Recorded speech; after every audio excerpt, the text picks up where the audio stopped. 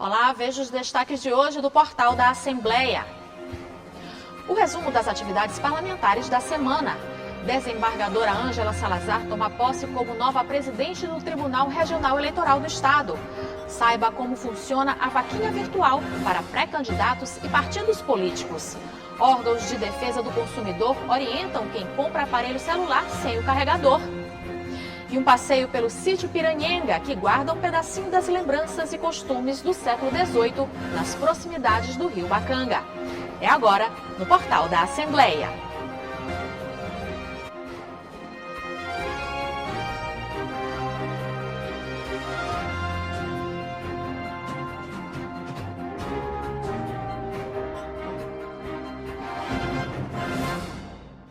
E a gente começa o portal chamando o repórter Ronald II, que faz um balanço das atividades desenvolvidas pelo parlamento nos últimos dias. Boa tarde, Segundo. Acabou agora há pouco mais uma sessão solene, não é isso? Perfeitamente, Eli Coelho. Boa tarde a você, boa tarde a todos os telespectadores que nos acompanham. Acabou agora há pouco, 5 minutinhos aqui de encerramento aqui da sessão solene, proposta pelo deputado Wellington do Curso. A movimentação até ainda é grande aqui no plenário da casa. São amigos, familiares e também autoridades aí do Poder Judiciário, por exemplo, ainda movimentando o plenário da casa, fazendo aquela tradicional foto que acontece logo após as solenidades aqui no Parlamento Maranhense. Foram homenageados com a maior honraria do Poder Legislativo Maranhense, a medalha Manuel Beckmann, o senhor Thales Diego de Andrade, que é advogado criminalista, também o senhor Jean Carlos Nunes, defensor público estadual, e o coronel da Polícia Militar do Estado do Maranhão, o senhor Carlos Augusto Furtado, que também é presidente da Academia Maranhense de Ciências, Letras e Artes Militares. Eu repito, essas homenagens elas são oriundas da aprovação de projetos de resolução legislativa, todos os projetos aprovados por unanimidade aqui entre os 42 deputados e também de autoria do deputado Wellington do Curso. Foi um momento bem emocionante, eu diria assim, muitas autoridades, amigos e familiares participando deste momento. As medalhas, portanto, já foram entregues. Além disso, nós tivemos uma movimentação bem intensa aqui no Parlamento Maranhense durante a semana. Tivemos 3 sessões plenárias, todas as sessões plenárias marcadas por vários pronunciamentos, pela diversidade de temas tratados aqui na tribuna da Assembleia Legislativa, a questão dos ferryboats, aí algumas críticas relacionadas à prestação de serviços dos ferryboats foi tema de vários pronunciamentos, a participação de vários deputados estaduais aqui no plenário da casa, deputados apontando aí soluções, outros cobrando informações a respeito dessa questão dos ferryboats, que a gente lembra, se trata daquele transporte que é feito aqui, uma ligação entre a região metropolitana de São Luís e o terminal do Cujupe, né? O transporte aí aquaferroviário aí feito pelas empresas aí que atuam com o ferryboat. Além disso, nós tivemos também a comemoração do lançamento do primeiro equipamento móvel de análise de solos aqui no Parlamento Maranhense, né? Esse foi um lançamento feito pelo governo do Estado do Maranhão, que tem como objetivo prestar um serviço aí que eu diria até que custa muito caro aos produtores rurais. Essa conquista que já está acontecendo no Maranhão, ela foi celebrada por alguns deputados, entre eles pelo deputado Adelmo Soares, que inclusive já ocupou a cadeira de secretário de Estado da Agricultura Familiar. Além disso, tivemos críticas também relacionadas à Prefeitura Municipal de São Luís. Foi tema do pronunciamento do deputado doutor Iglesio, que apontou aí supostos problemas voltados para a questão do transporte escolar, mais precisamente ali naquela região do Distrito Industrial, e através desse pronunciamento, o deputado doutor Iglesio fez algumas denúncias, trouxe vídeos que foram exibidos aqui durante as sessões plenárias. A agenda parlamentar também foram destacadas pelos parlamentares, o deputado Antônio Pereira destacando alguns avanços aí proporcionados pelo governo do estado na região tocantina, voltou a falar sobre a cidade de Amarante do Maranhão e também cobrou da Prefeitura de Imperatriz melhorias na questão dos serviços, dos abastecimentos de águas e também da questão do esgotamento lá na segunda maior cidade do Maranhão, cidade de Imperatriz. CCJ também também se reuniu durante a interrupção de algumas sessões plenárias aqui durante a semana e fica, portanto, já a expectativa para os trabalhos da próxima semana. Sessão plenária próxima, prevista para terça-feira, a partir das 9h30 da manhã. Lembro que sempre são transmitidas ao vivo pela TV Assembleia. Com 15 minutinhos de antecedência, a gente entra trazendo as informações sobre os bastidores aqui direto do plenário do deputado Najib Aico. Eli Coelho, algumas informações, portanto. A gente lembra que mais detalhes também estão disponíveis através do site al.ma.leg.br. Eu volto com você. Obrigada, Ronald, pelas informações. E a desembargadora Ângela Salazar tomou posse como presidente do Tribunal Regional Eleitoral do Maranhão. Ela assume a Corte Eleitoral em um ano importante de eleições majoritárias.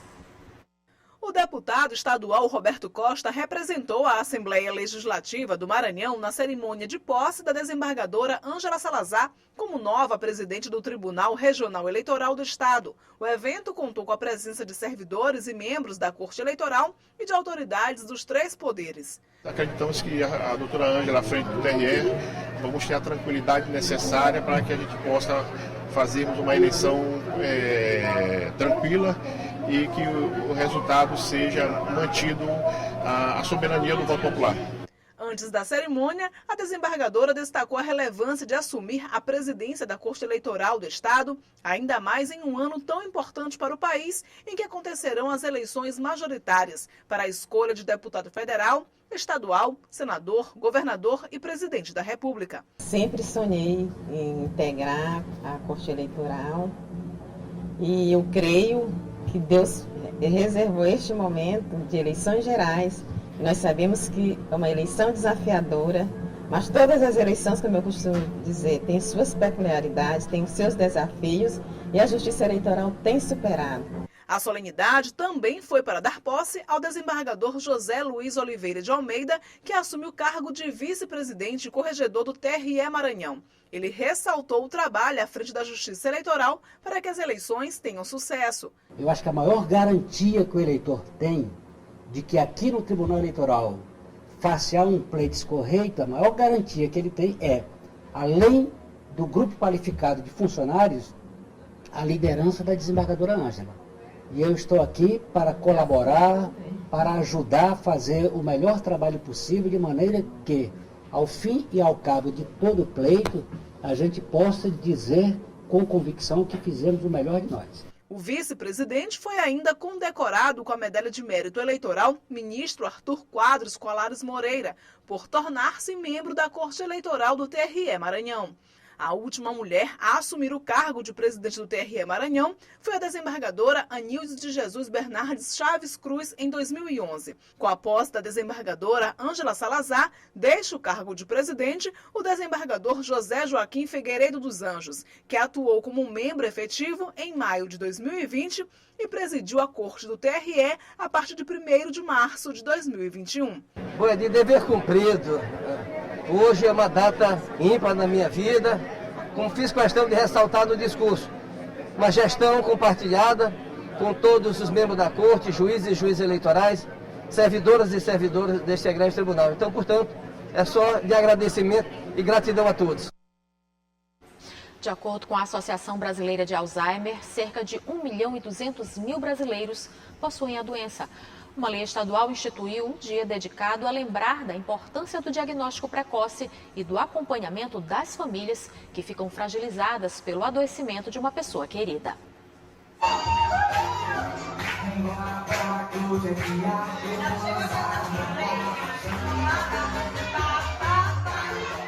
Esta é a Dona Helena, carinhosamente chamada de Cheirosa. Está com 92 anos, mas há 5 foi diagnosticada com Alzheimer. O carinho e a alegria dos familiares funcionam como medicação. A neta Denise criou uma conta no Instagram onde mostra o dia a dia da avó.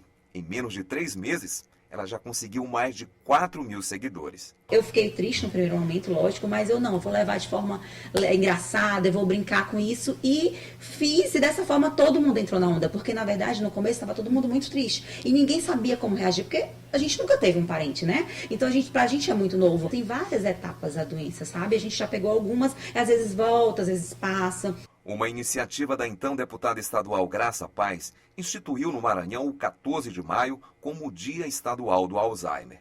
A data é importante porque dados apontam que 1.200.000 brasileiros possuem a doença.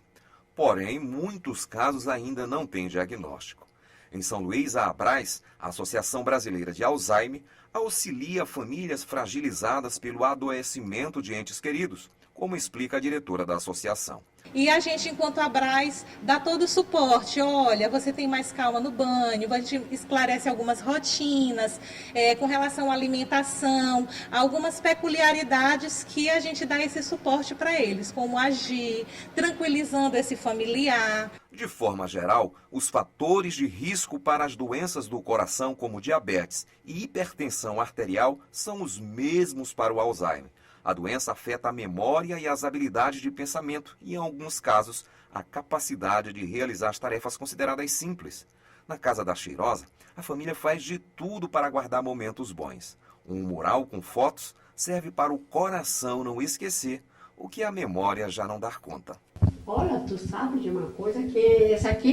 Seu marido é... Esse aqui é Elinho. Comigo. Isso. Nascida em Turiaçu, no litoral ocidental maranhense, as lembranças da terra natal ainda estão vivas na lembrança de Cheirosa. Turiaçu é minha terra, é onde eu nasci, me criei. E o abacaxi é bom mesmo? Ah, é ótimo.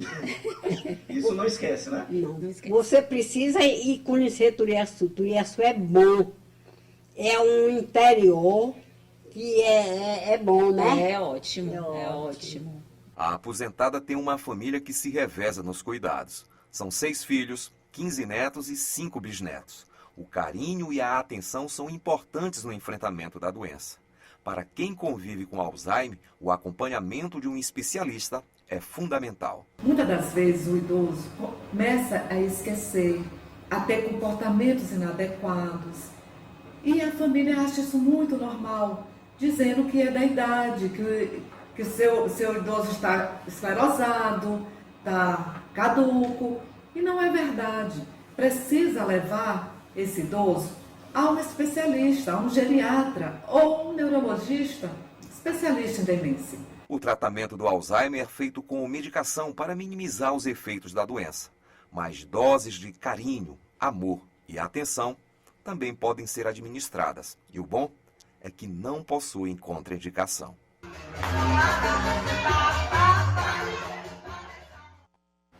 E veja no próximo bloco como funciona a vaquinha virtual para pré-candidatos e partidos políticos. E órgãos de defesa do consumidor orientam quem compra aparelho celular sem o carregador. É o que você acompanha logo após o intervalo.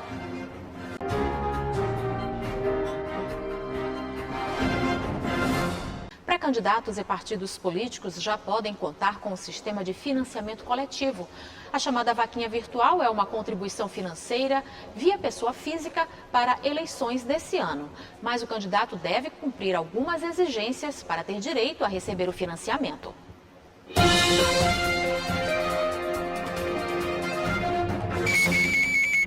Pré-candidatos e partidos políticos podem, desde o dia 15 de maio, contar com o sistema de financiamento coletivo. É a famosa vaquinha virtual, um meio de contribuição financeira via pessoa física para as eleições desse ano. A autorização para esse tipo de apoio foi regulamentada pelo Tribunal Superior Eleitoral em dezembro de 2021. Esse tem que ser divulgado conforme a pessoa for contribuindo no site da empresa, tem que ser em tempo real, e depois essas informações vão por planilha para a Justiça Eleitoral, que na hora da prestação de contas a gente faz os batimentos dessa informação e analisa esses dados. Esta é a terceira eleição em que os candidatos podem utilizar o financiamento coletivo, mas existem regras. O serviço só pode ser feito por empresas cadastradas pelo TSE. A lista de empresas autorizadas está no site financiamentocoletivo.tse.juiz.br. Para receber o dinheiro arrecadado, os candidatos devem realizar o requerimento do registro da candidatura, fazer a inscrição do CNPJ e abrir uma conta bancária específica para o acompanhamento da movimentação financeira de campanha. Não existe limite de valor de doação, mas cada pessoa física poderá, de acordo com o TSE, doar apenas R$ 1.064,10 por dia. Se o candidato desistir da campanha, o dinheiro deverá ser devolvido ao doador. Os valores recebidos via vaquinha virtual também devem constar na prestação de contas de cada candidato. Esses dados eles vão importar para a prestação de conta, né? Todos os dados individual, por causa do limite de doação que a pessoa física tem, por causa das regras mesmo de doação de pessoa física que está prevista na resolução. Então, tem que ser individual. A empresa de financiamento coletivo ele vai gerar um recibo de acordo com as normas da resolução e as pessoas vão saber que está prestando. Então, existe um limite de doação da pessoa física, conforme a legislação. Então, isso é apurado na prestação de conta.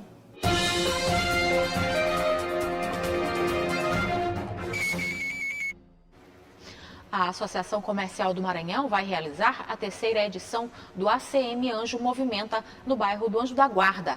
O objetivo é oferecer serviços nas áreas da saúde, além de orientação e intermédio para que a comunidade local possa desenvolver atividades ligadas ao mercado de trabalho. Um dos objetivos é estimular os negócios de forma estratégica. As ações acontecem a partir das 8h30 da manhã na Casa Brasil. E a Secretaria Nacional do Consumidor orientou os PROCONs de todo o país a abrirem processo administrativo contra as empresas que venderem aparelhos celulares sem os carregadores. Casos assim acontecem desde 2020 e, apesar de algumas empresas voltarem a fornecer gratuitamente os carregadores, a Justiça exige condenação em casos de constatação de venda casada. Existe situação mais desagradável que estar com o celular descarregando? Aí você procura o carregador e não encontra? Ah, existe sim. O pior é você comprar um celular e aí ele não vir com o carregador.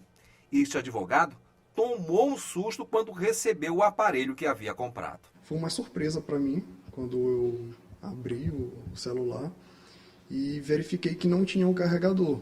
Até mesmo porque eu sou advogado e eu já tinha acompanhado ali a história a partir do modelo 12, que algumas pessoas estavam reclamando de que não estava vindo com o carregador.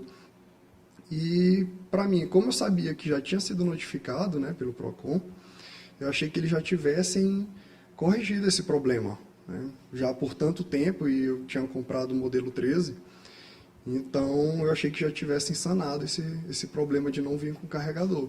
Mas, para minha surpresa, acabou vindo sem o carregador. Por situações como esta, que a Senacom, Secretaria Nacional do Consumidor, orientou os mais de 90 PROCONs de todo o país a abrirem processos administrativos contra as empresas Apple e Samsung por venderem aparelhos celulares sem carregadores, como explica o presidente da Comissão de Defesa do Consumidor da OAB Maranhão. Então, se você é consumidor e adquiriu algum produto dessa forma, dessas duas marcas, que comprou o celular sem o carregador, denuncie. Isso é prática abusiva, é venda casada e é crime. A orientação é que os PROCONs estaduais apliquem multas porque a empresa está cometendo crime contra as relações de consumo. E mais ainda, a justificativa da empresa de que era para preservar o meio ambiente também não se enquadra. Por quê? Porque se ela tivesse intenção de preservar o meio ambiente, colocaria práticas preventivas de recolhimento, mas o que ela está fazendo é crime. A polêmica sobre a venda dos telefones sem os carregadores começou em 2020, quando a empresa Apple comercializou um de seus produtos e anunciou que não incluiria o carregador. A justificativa foi objetivos ambientais. Depois, em 2021, a Samsung também lançou uma série de smartphones sem carregador, seguindo a mesma política ambiental. Atualmente, a empresa aceita que os donos dos aparelhos solicitem o carregador gratuitamente no Brasil. Mas na Justiça já existem casos de condenação por venda casada. E veja no próximo bloco um passeio pelo sítio Piranhenga, que guarda um pedacinho das lembranças e costumes do século XVIII, que fica nas proximidades do Rio Bacanga. A gente volta já.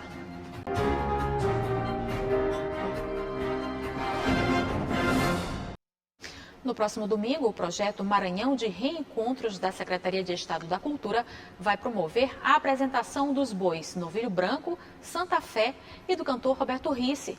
A festança vai acontecer na Concha Acústica Reinaldo Farai, na Lagoa da Jansen, a partir das 6 horas da tarde. Uma casa rodeada por natureza e histórias. Assim é o sítio Piranhenga. Uma construção do século XVIII que, apesar dos anos de abandono, ainda guarda lembranças de um tempo em que o lugar era Casa Grande e Senzala. Hoje é patrimônio, ponto turístico e aberto à visitação.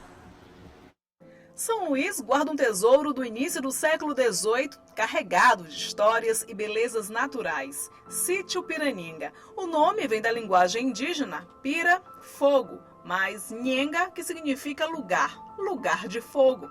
A explicação está nesses casarios seculares. São caieiras construídas próximas às margens do rio Bacanga. Ao lado delas, a senzala, onde ficavam os escravos. Conta-se que quem passava de barco pelo local avistava o fogo que queimava as cascas de sarnambi para a produção de calmarinha, principal atividade desenvolvida nesta localidade no início do século XVIII. Lembro que antigamente não existia o cimento, então todas as construções do Centro Histórico de São Luís foram edificadas através da utilização da calmarinha com pedra e barro. E essa atividade ela já começou a entrar em declínio após a abolição da escravatura e o surgimento do novo produto que seria o cimento. Próximo à senzala, nos deparamos com a escada em formato de serpente e que dá acesso à Casa Grande. São 99 degraus, com algumas partes que parecem um mosaico. Este é o caminho que nos leva à Casa Grande. Aqui em cima está o casarão, que ainda preserva a beleza das moradias coloniais. Um jardim à frente é o cartão de visita para a moradia fundada pelo senhor de escravos José Clarindo de Souza. Os móveis em couro e madeira trazem as iniciais do primeiro proprietário. Com a falência da família Pires, o sítio chegou a ficar desativado, mas na década de 1970, a artista plástica Virginie Ftimier adquiriu o imóvel e fez mudanças na arquitetura. Em 1991, a propriedade foi vendida para a ONG Sepromar, Centro Profissionalizante do Maranhão, sob a liderança do padre João de Fátima Maranhão, falecido no ano passado.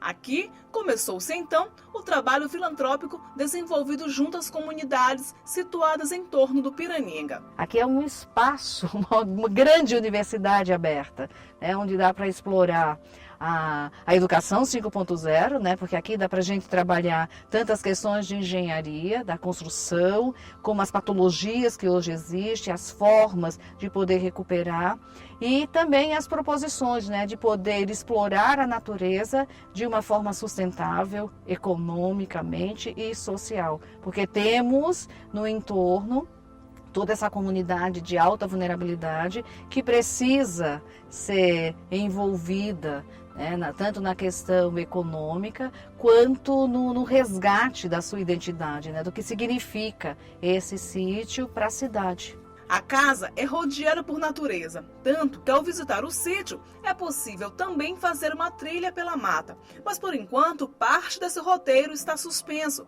Faltam guias e até mesmo visitantes. É que o Piranhenga não vive sua melhor fase, está precisando de manutenção. O local conta apenas com os cuidados do centro, que necessita de apoio financeiro para administrar e preservar o patrimônio. A maior parte das peças do sítio foi perdida, outros objetos levados por vândalos, mas ainda é possível viajar no tempo e na imaginação. Ao lado da casa está a capela, revestida por azulejos em alto relevo. Era tradição da época construir uma igrejinha para os momentos de devoção. Essa recebe o nome de São Benedito. Bem ao lado dela, um sino de bronze banhado a ouro. Outro fato curioso aqui do sítio Piranhenga tem a ver com este sino aqui, ó. Reza a lenda que se você tocá-lo e ele der 3 badaladas, você pode fazer um pedido e o seu desejo vai ser realizado. Eu, claro, vim aqui, não vou perder esta oportunidade, Então vamos lá?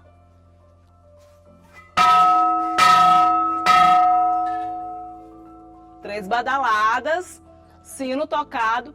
Agora o meu desejo é segredo, não conto não. O sítio Piranhenga é esse lugar, rodeado de beleza, repleto de histórias e que precisa de atenção.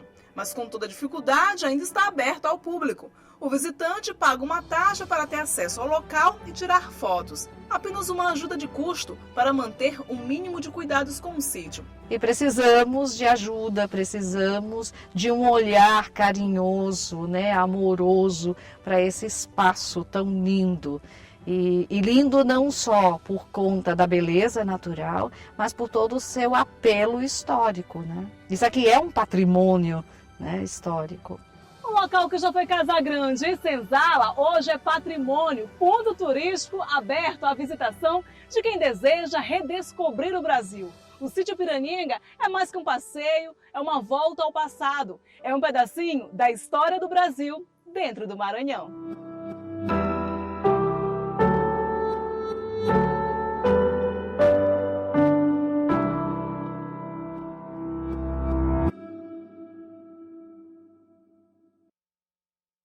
A Secretaria de Estado da Cultura informou que o complexo do sítio Piraninga está em processo de tombamento pelo Departamento Estadual de Proteção ao Patrimônio Cultural. A análise da documentação histórica e cultural está sendo finalizada para depois ser enviada para apreciação do Conselho Estadual de Cultura. E o portal fica por aqui. Para rever as reportagens de hoje, acesse o site al.ma.leg.br/tv. Um ótimo fim de semana para você. A gente volta a se encontrar na segunda-feira. Até lá!